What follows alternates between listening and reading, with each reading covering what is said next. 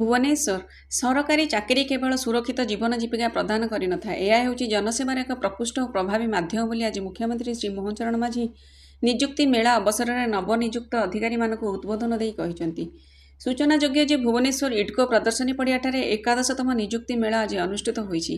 ଏଥିରେ 7ଟି ବିଭାଗ ଯଥା ସ୍ୱାସ୍ଥ୍ୟ ଓ ପରିବାର କଲ୍ୟାଣ ବିଭାଗର ସର୍ବାଧିକ 982 ଜଣ, ଜଳସମ୍ପଦ ବିଭାଗର 413 ଜଣ, କୃଷି ଓ କୃଷକ ସଶସ୍ତ୍ରୀକରଣ ବିଭାଗର 34 ଜଣ, ଦକ୍ଷତା ବିକାଶ ଓ ବୈଷୟିକ ଶିକ୍ଷା ବିଭାଗର 136 ଜଣ, ମତ୍ସ୍ୟ ଓ ପ୍ରାଣୀ ସମ୍ପଦ ବିଭାଗରେ 23 ଜଣ, ଅର୍ଥ ବିଭାଗରେ 61 ଜଣ ଓ ଆଇନ ବିଭାଗରେ 37 ଜଣଙ୍କୁ ଏହିଭଳି ସମୁଦାୟ 1686 ଜଣଙ୍କୁ ବିଭିନ୍ନ ବର୍ଗରେ ନିଯୁକ୍ତିପତ୍ର ପ୍ରଦାନ କରାଯାଇଛି। ସରକାରଙ୍କ ଦ୍ୱିତୀୟ ବର୍ଷ ପ୍ରାରମ୍ଭର ଏହା ହେଉଛି ଦ୍ୱିତୀୟ ନିଯୁକ୍ତି ମେଳା।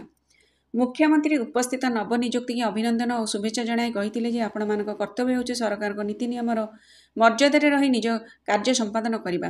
ଦୁର୍ନୀତିରୁ ଊର୍ଦ୍ଧ୍ୱରେ ରହି ସମସ୍ତେ ଭଲ କାମ କରନ୍ତୁ, ସୁନାମ ଅର୍ଜନ କରନ୍ତୁ, ସଚ୍ଚୋଟତାକୁ ୱାର୍କ କଲଚରରେ ଅବିଚ୍ଛେଦ୍ୟ ଅଙ୍ଗ ବନାନ୍ତୁ, ଅସୀମିତ ଆତ୍ମସନ୍ତୋଷ ପାଇବେ। ସାଧାରଣ ଗରିବ ଜନତାଙ୍କ ଆଶୀର୍ବାଦ ହେବ ଆପଣମାନଙ୍କ ପାଇଁ ସବୁଠାରୁ ବଡ଼ ପୁଞ୍ଜି।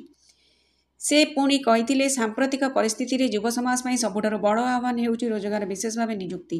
ସେଥିପାଇଁ ମାତ୍ର 15 ମାସ ମଧ୍ୟରେ 11ଟି ନିଯୁକ୍ତି ମେଳା ଜରିଆରେ ସରକାରୀ କ୍ଷେତ୍ରରେ ଆମେ ଆଜିକୁ ମିଶାଇ ସମୁଦାୟ 3032ଟି ପଦବୀରେ ନିଯୁକ୍ତି ପ୍ରଦାନ କରିଛୁ। ସରକାର ଆସିବାର ପ୍ରଥମ 2 ବର୍ଷରେ 56,000 ସରକାରୀ ପଦବୀ ପୂରଣ କରାଯିବାର ଲକ୍ଷ୍ୟ ରହିଥିଲା। ଜୁନ୍ 2026 ଶେଷ ସୁଦ୍ଧା ଆହୁରି 40,000 ସରକାରୀ ପଦବୀ ପୂରଣ ହେବ। ସରକାରୀ ପଦବୀ ପୂରଣ କରିବାରେ ସମ୍ପୂର୍ଣ୍ଣ ସ୍ୱଚ୍ଛତା ଅବଲମ୍ବନ କରାଯାଉଛି। ମେରିଟ୍ ବେସିସ୍ରେ ଚୟନ କରାଯାଉଛି। ଉଭୟ ସରକାରୀ ଓ ବେସରକାରୀ କ୍ଷେତ୍ରରେ ରାଜ୍ୟରେ ଯୁବବର୍ଗଙ୍କ ପାଇଁ ପର୍ଯ୍ୟାପ୍ତ ନିଯୁକ୍ତି ସୁଯୋଗ ସୃଷ୍ଟି କରାଯାଉଛି। 15 ମାସ ମଧ୍ୟରେ ସରକାରଙ୍କ ପକ୍ଷରୁ ଉଭୟ ସରକାରୀ ଓ ବେସରକାରୀ କ୍ଷେତ୍ରରେ 1,07,926 ଜଣଙ୍କୁ ନିଯୁକ୍ତି ଦିଆଯାଇଛି ବୋଲି ମୁଖ୍ୟମନ୍ତ୍ରୀ କହିଥିଲେ।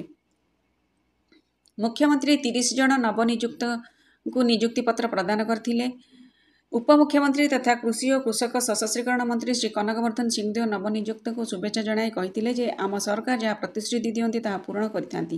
ଆମର ଲକ୍ଷ୍ୟ ରହିଛି 5 ବର୍ଷରେ 1.5 ଲକ୍ଷ ନିଯୁକ୍ତି ପ୍ରଦାନ। ଆଜି ସୁଦ୍ଧା 30,000ରୁ ଊର୍ଦ୍ଧ୍ୱ ନିଯୁକ୍ତି ପ୍ରଦାନ କରାଗଲାଣି। 5 ବର୍ଷ ଭିତରେ ଆମେ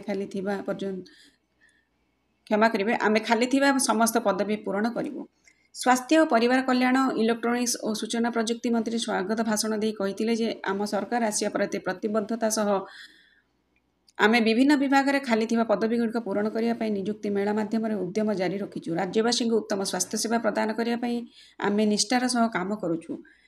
କାର୍ଯ୍ୟକ୍ରମରେ ଆଇନ, ଅବକାରୀ ଓ ପୂର୍ତ୍ତ ମନ୍ତ୍ରୀ ଶ୍ରୀ ପୃଥ୍ୱୀରାଜ ହରିଚନ୍ଦନ, ମତ୍ସ୍ୟ ଓ ପ୍ରାଣୀ ସମ୍ପଦ ବିକାଶ ମନ୍ତ୍ରୀ ଶ୍ରୀ ଗୋକୁଳାନନ୍ଦ ମଲ୍ଲିକ, ଦକ୍ଷତା ବିକାଶ ଓ ବୈଷୟିକ ଶିକ୍ଷା ମନ୍ତ୍ରୀ ଶ୍ରୀ ସମ୍ପତ ଚନ୍ଦ୍ର ସ୍ୱାଇଁ, ଉନ୍ନୟନ କମିଶନର ତଥା ଅତିରିକ୍ତ ମୁଖ୍ୟ ଶାସନ ସଚିବ ଶ୍ରୀମତୀ ଅନୁ ଗର୍ଗ ପ୍ରମୁଖ ଉପସ୍ଥିତ ଥିଲେ। ସମୃଦ୍ଧ ଓଡ଼ିଶାରୁ ରଜତ